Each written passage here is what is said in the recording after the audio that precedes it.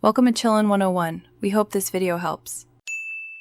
You need two things ready: a charged HyperX Cloud Alpha Wireless and the USB dongle.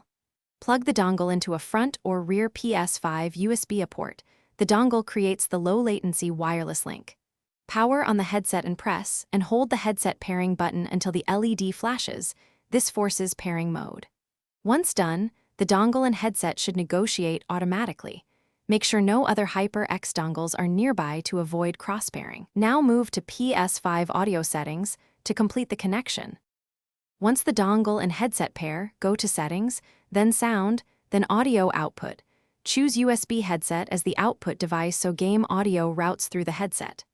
Next, set input device to USB headset and speak to view microphone level.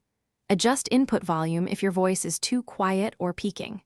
Then set output to headphones, all audio, and tweak the headphones volume for comfort. Make sure 3D audio or headset virtualization is turned on or off based on preference. Now test the headset with a game and a party chat to confirm voice and game audio balance. Adjust in-game chat mix if available. If you hear static, dropouts, or low volume, make sure the dongle is fully seated and try another USB port, ideally on the console rear. Interference and USB hubs can cause issues.